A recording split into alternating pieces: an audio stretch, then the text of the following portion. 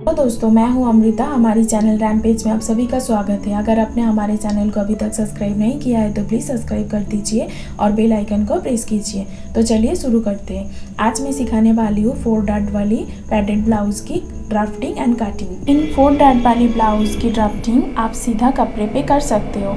अगर आप फॉर्मा बनाना चाहते हो तो कागज़ पे ड्राफ्टिंग कर सकते हो। तो चलिए शुरू करते हैं। इसके लिए मैंने इस मेज़रमेंट की यूज़ कर रही हूँ। Length 14 inch, chest 13 inch, waist 32 inch, arm hole 16 inch, bust point या nipple point 10 inch, sleeves 10.5 inch, wrist 10.5 inch, shoulder 15 inch.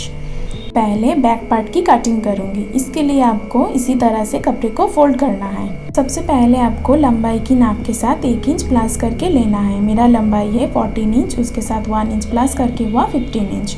मैं 15 इंच पे मार्क कर लूँगी।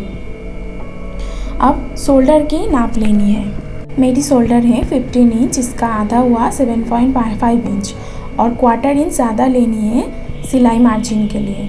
आर्म होल के लिए आपको शोल्डर की नाप लेनी है। मेरा शोल्डर था 15 इंच, उसका आधा हुआ 7.5 इंच। मैं 7.5 इंच पे मार्क कर रही हूँ। अब इस लाइन को सीधा खींच लेनी है। अब आपको चेस्ट की नाप लेनी है। मेरी चेस्ट है 38 इंच, इसको 4 से डिवाइड करना है, जो होगा 9.5 इंच यानी 9.5 इंच। 9.5 इंच पे निशान देना है और सिलाई मार्जिन के लिए 1.5 इंच ज़्यादा लेनी है। अब आपको शोल्डर डाउन करनी है। मैं हाफ इंच पे शोल्डर डाउन कर रही हूँ। शोल्डर डाउन करने के बाद आपको आर्म होल की शेप देनी है। आर्म होल की शेप देते समय चेस्ट लाइन से क्वार्टर इंच नीचे की तरफ आपको शेप को देनी है। इसी तरह से शेप देने के बाद आपको वेस्ट की नाप लेनी है। मेरी वेस्ट है 32 इंच, इसको 4 से डिवाइड करना है, जो होगा 8 इंच। 8 इंच पे आपको मार्क करना है। मार्क करने के बाद आपको 1.5 इंच सिलाई मार्जिन के लिए लेना होगा और 1 इंच ज़्यादा यानी टेकन के लिए आपको 1 इंच लेना होगा। इस निशान को खींच लेनी है। अब गले की शेप देनी है। मैं गले की चौड़ाई 3.5 इंच रख रही हूँ। 3.5 इंच पे निशान देने के बाद आपको शोल्डर डाउन की शेप से इसको मिला देना है। इसी तरह से मिलाने के बाद अब मैं आर्म होल को चेक कर रही हूँ, मेरा 16 इंच आ रहा है कि नहीं। अब गले की शेप दे रही हूँ। गले की लंबाई मैं 2 इंच पे ले रही हूँ। इस 2 इंच को बॉक्स बना रही हूँ। अब गले को शेप दे देनी है। इसी तरह मैं गले का शेप दे रही हूँ। इस वाली ब्लाउज बैक ओपन होगी। कमर से 2 इंच कपड़ा रेडी रहेगा। इसके लिए मैं 2.5 इंच पे निशान दिया है। 2.5 इंच पे निशान देने के बाद आपको गले से हाफ इंच नीचे की तरह एक निशान देना है और बाकी जो कपड़ा है उसको मिडिल कर लेना है। मिडिल करने के बाद मैं 4.5 या 5 के अंदर एक निशान कर दूँगी। के हिसाब से कोई भी गले का शेप दे सकते हो। पहले मैं टेकन के निशान देना भूल गई थी, इसलिए मैं टेकन के निशान को दे रही हूँ। अब आपको काट लेनी है इसी तरह से।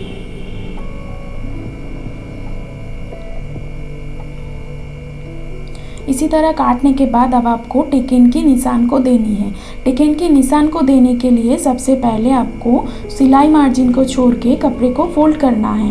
फोल्ड करने के बाद आपको जो मिडिल आएगा उनकी दोनों तरफ निशान कर देनी है। निशान करने के बाद आपको सीधा लाइन खींचना है। मैं 4 इंच पे निशान कर रही हूँ और टेकन की मिडिल लाइन से दोनों तरफ हाफ हाफ इंच करके 1 इंच का टेकन ले लिया है। अब मैं टेकन की शेप दे रही हूँ। इसी तरह मैं कपड़े को फोल्ड करके टेकन के ऊपर हाथ थपथपाते हुए टेकन की निशान दे देनी है। अब इस निशान को चॉक की मदद से डार्क कर देनी है। इसी तरह आपको डार्क कर देनी है। अब बैक पार्ट रेडी है। गले की काटिंग में स्टिचिंग के समय करूँगी। अब आपको इसको हटा देनी है। अब मैं फ्रंट पार्ट के लिए कपड़े को उसी तरह फोल्ड कर लिया है और नीचे की तरफ कपड़े को सीधा कर दिया है।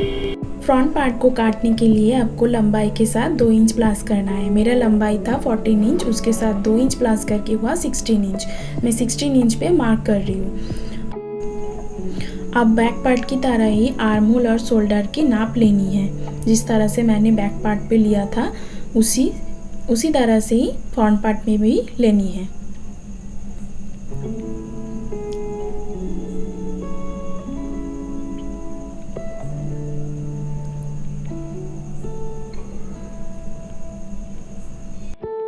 उसी तरह नाप लेने के बाद आपको फ्रंट पार्ट की आर्म होल की शेप देनी है। इसके लिए आपको बैक आर्म होल की लाइन से आपको 1/4 इंच अंदर की तरफ लेनी है। मैं अभी चेस्ट का मार्क कर रही हूँ। मैं कोई भी सिलाई मार्जिन की कपड़ा नहीं ले रही हूँ। चेस्ट और वेस्ट पे मैंने मार्क कर दिया है और इस लाइन को सीधा खींच लिया है। अब मैं आर्म होल की शेप दे रही हूँ। शेप देने के बाद मैं और एक बार चेक कर रही हूँ कि मेरा आर्म होल पूरा आ रहा है कि नहीं। पूरा आने के बाद मैं अभी गले की चौड़ाई की निशान को बैक पार्ट को बिठा के निशान दे रही हूँ। अब शोल्डर डाउन की लाइन को सीधा खींच लेनी है।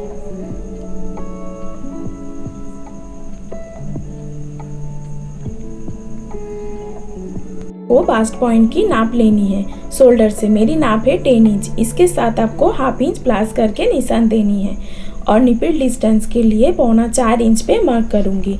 अगर आपकी चेस्ट 32 इंच से 36 इंच तक है तो आप 3.5 इंच पे निशान दे सकते हो, और अगर आपका चेस्ट 36 इंच से ऊपर है यानी 37 इंच से 40 इंच तक है तो 3.25 इंच लेनी है, और इससे ज़्यादा आपकी चेस्ट हो तो आपको 4 इंच लेनी है।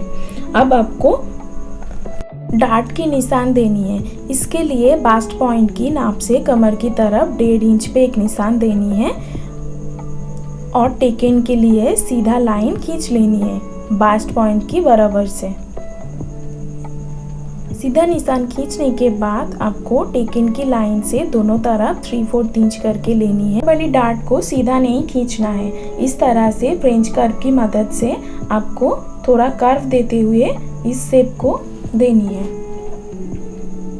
इसे शेप देने से ब्लाउज की शेप अच्छा आता है। अब आपको साइड वाली डार्ट देनी है। इसके लिए आपको कमर के निशान से 3 इंच ऊपर की तरफ निशान देनी है और बास्ट पॉइंट की निशान से 1.5 इंच दूरी पर एक निशान देना है। अब इस बास्ट पॉइंट से मिलाते हुए आपको सीधा लाइन खींच लेनी है। इस तरह से सीधा लाइन खींचने के बाद टेकन की लाइन से दोनों तरफ हाफ इंच करके आपको टेकन के लिए नाप लेना है। इस तरह से इस वाली टेकन को सीधा खींच लेना है। मैं बाहर की तरफ थोड़ा ज़्यादा बढ़ा के रख रही हूँ क्योंकि बाद में मैं सिलाई के लिए कपड़ा लूँगी। आप बास्ट पॉइंट के निशान को सीधा मिलाते हुए 1 इंच छोड़कर टेकन के निशान देनी है और टेकन की दोनों तरफ 1/4 इंच लेनी है।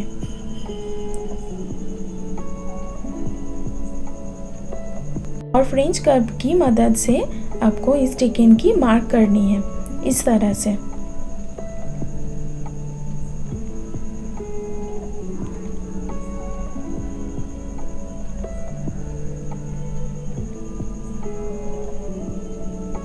अब आर्म होल की डार्ट देनी है। इसके लिए आर्म होल की तरफ इस कोन को मिलाते हुए सीधी लाइन खींच लेनी है और बास्ट पॉइंट से 2 इंच की दूरी पर एक निशान दे देनी है। निशान देने के बाद इस टेकन की दोनों तरफ 1/4 इंच करके कपड़ा लेनी है। 1/4 इंच करके कपड़ा लेने के बाद आपको डार्ट को सीधा खींच लेनी है इस तरह से। अब चारों डार्ट कंप्लीट हो गया है।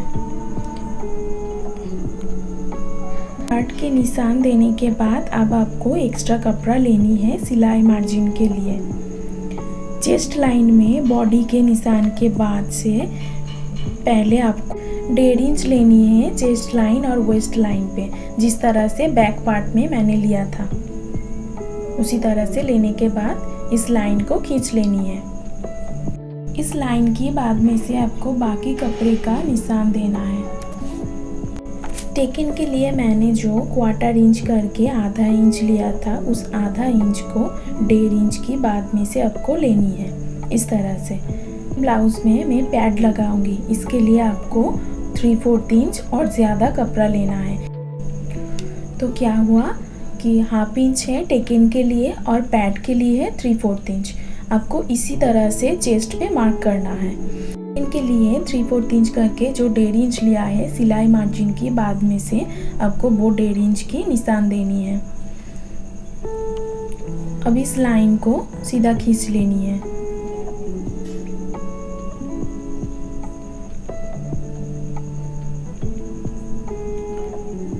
अब गले की शेप देनी है। मैं गले की लंबाई 7 इंच पे रख रही हूँ। मैं स्वीटहार्ट नेक बना रही हूँ। आप आपके हिसाब से कोई भी गले का शेप दे सकते हो।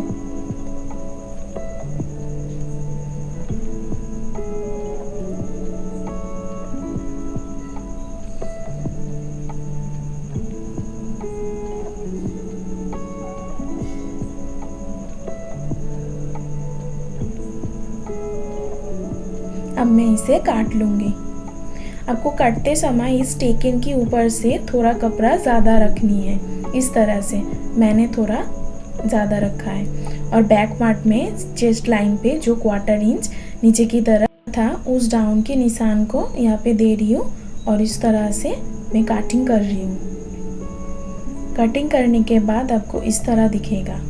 टेकन के निशान को आपको कपड़े की दोनों तरफ करनी है। इसके लिए आपको कपड़े को अच्छी तरह फोल्ड कर लेनी है और टेकन के ऊपर हाथ थपथपाना है। इससे थोड़ा थोड़ा निशान उधर भी आ जाए। चॉक की मदद से निशान को डार्क कर लेनी है इस तरह से।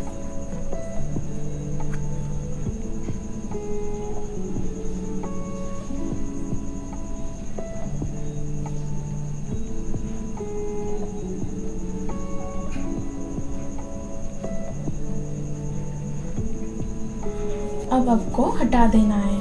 अब मैं स्लीव्स की कटिंग करूंगी। इसके लिए आपको दोनों बॉडी पार्ट को ही लेनी है। अब मेरी तरह टेप को घुमाते हुए पूरे आर्म होल को नाप लेनी है सिलाई मार्जिन से। मेरा नाप आ रहा है 1 सूत कम 10 इंच। अब मैं फ्रंट पार्ट लूँगी और टेकन और पैड के लिए जो एक्स्ट्रा कपड़ा लिया था उन कपड़े को छोड़ के आपको सिलाई मार्जिन की लाइन से टेप घुमाते हुए पूरा आर्म होल की नाप लेनी है। नाप लेते समय आपको ये ध्यान रखनी है कि बैक पार्ट में जो 1 सूत कम 10 इंच आया था उसको छोड़कर आपको टेप को घुमाना है। जो भी आएगा उसका आधा करना है और उसके साथ 1 इंच माइनस करना है। अब मैं स्लीव्स के लिए कपड़े को फोल्ड कर रही हूँ। मैंने कपड़े को 4 फोल्ड कर लिया है और ऊपर की तरफ सीधा निशान खींच लिया है। आर्म होल आया था 20 इंच, उसका आधा हुआ 10 इंच, उससे 1 इंच माइनस करके हुआ 9 इंच। मैं 9 इंच पे निशान दे रही हूँ। निशान देने के बाद मैं नीचे की तरफ 3 इंच पे मार्क कर रही हूँ। 3 इंच पे मार्क करने के बाद आपको इसकी अंदर की तरफ 1.5 इंच लेनी है, क्योंकि मैंने 1.5 इंच सिलाई मार्जिन के लिए लिया था। आपको बाहर की तरफ नहीं लेना है। इस 9 इंच की अंदर की तरफ आपको 1.5 इंच लेनी है इस तरह से। 1.5 इंच लेने के बाद आपको स्लीव्स की लंबाई की नाप लेनी है। मेरी स्लीव्स की लंबाई है 10.5 इंच, इसके साथ 1.5 इंच प्लस करके हुआ 12 इंच। मैं 12 इंच पे सीधा लाइन खींच रही हूँ। स्लीव्स की मुहूरी है 10.5 इंच, इसका आधा हुआ 5/4 इंच। मैं 5/4 इंच पे मार्क करूंगी और 1.5 इंच सिलाई मार्जिन के लिए लूँगी। पार्ट काटने के समय आप जितना सिलाई मार्जिन के लिए कपड़ा लिया था, स्लीव्स काटने के समय भी उतना ही कपड़ा लेनी है।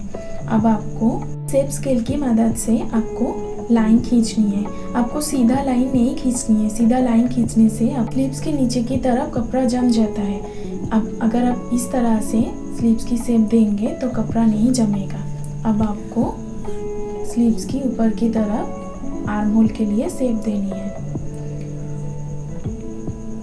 फोल्ड वाली साइड से मैं थोड़ा कपड़ा सीधी रख रही हूँ। अब शेप दे रही हूँ। शेप देने के बाद आपको 3/4 इंच नीचे की तरफ तालपत की शेप देनी है, यानी फ्रंट आर्म होल की शेप देनी है इस तरह से।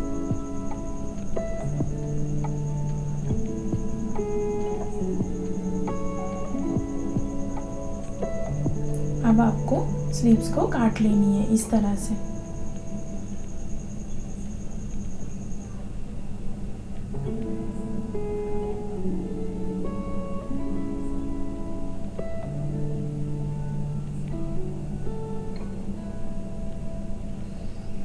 अब अस्तर वाली कपड़े को मेन फैब्रिक में रख के काटना है। स्लीव्स और बैक वाली पार्ट को मैं ग्लू के मदद से कपड़े में चिपक लूँगी और काट लूँगी। आप चाहे तो इसे सिलाई करके भी काट सकते हो। फ्रंट वाली पार्ट में मैं पैड लगाऊंगी। इसके लिए आपको फ्रंट वाली पार्ट को मेन फैब्रिक से नहीं चिपकाना है। मैं दिखा देती हूँ कैसे करना है। आपको इसी तरह से बैक पार्ट को चिपकाना है और काट लेनी है। अगर आप कोई भी ग्लू यूज़ कर रहे हो तो ये ध्यान रखना है कि बहुत ही कम यूज़ करना है, वरना कपड़े में ग्लू का स्टेन रह जाएगा, यानी सीधी तरफ ग्लू का निशान दिखेगा। इस तरह मैंने स्लीव्स को भी अटैच कर लिया है। अब ग्लू की रिस्क मत लो, इससे अच्छा है सिलाई करके काट लो। मैं फ्रंट पार्ट को मेन फैब्रिक में नहीं चिपकाया है। अगर आप ब्लाउज में पैडेड नहीं लगाओगे तो आप चिपका सकते हो। अगर आप पैडेड ब्लाउज बना रहे हो तो आपको इसी तरह मेन फैब्रिक में भी टेकन की निशान दे देनी है। अगर इस वीडियो आपका यूज़फुल रहा तो लाइक कर देना, फैमिली के साथ शेयर कर देना। कोई भी सवाल हो तो कमेंट सेक्शन में पूछ सकते हो।